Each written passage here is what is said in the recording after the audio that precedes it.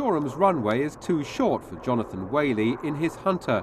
He's operating from his base with Delta Jets at Kemble Airfield in Gloucestershire, which is home to 8 Hunters. Some are hangared and maintained for customers, others are in various states of renovation. Jonathon owns and runs his own aircraft as a business, and as this year marks the 50th anniversary of the type, it's been a very busy time. But for Jonathon, it's business with pleasure. If you're after a jet, the Hunter is the best for a private pilot to own, a fighter jet that is, to own. It's simple systems, lots of parts around, very reliable, and just the best of the jets that's available for a civilian to own. It's ex-Swiss Air Force. It started life, I believe, in about 1957, 58, I think, as an actual Mark IV, and it went to the Navy as an instructional airframe. Then the British Aerospace brought it back, modified it to a bigger engine Hunter, equivalent of Mark IX, but what they call a Mark 58a, and sold it to the Swiss, and it went to the Swiss. It was the Swiss then magnanimously gave all their aircraft away when they came to the end of their service lives to anybody who was a collector, and I bought it off somebody who had been given the airplane, and I bought it in 1997 from him for the price of less than a second-hand BMW.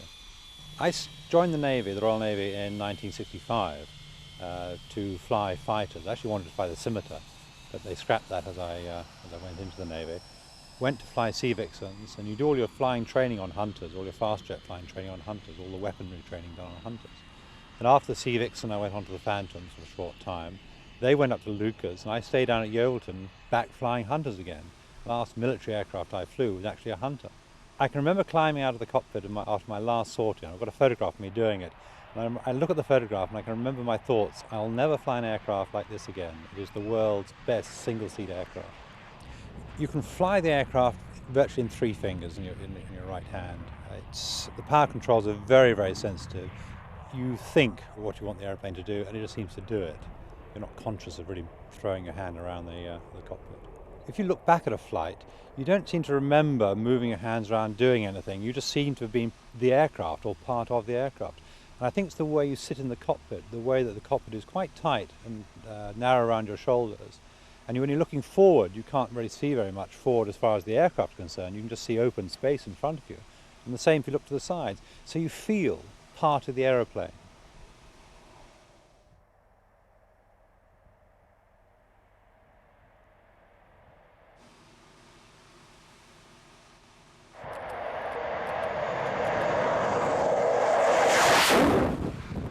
So here we are arriving at Shoreham from Kemble, about 12-15 minutes away. And I'm trying to come in about 540 knots to produce a blue note. And a blue note is the sound that comes off the 4 30mm Aden cannon ports on the nose.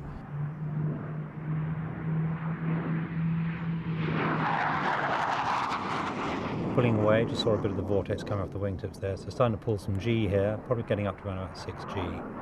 Coming around again to present the aircraft. The speed's generally around about 300 knots, 250 will be about the slowest, and the final runs are getting up to 600 knots. Pulling away from the crowd now to turn around and do a reversal. And as you'll see coming up here shortly, all the reversal done with a derry turn. Rather than rolling away, coming around you always roll under. Named after John Derry. Gives a nice movement to the aircraft, gives a bit of life to what's happening in the show. Coming around again, pulling up, looking to pick up the display line. Quick check inside, see where the flap lever was, because you use about 2 notches of flap sometimes in display. Passing down, showing people the top surface of the airplane here.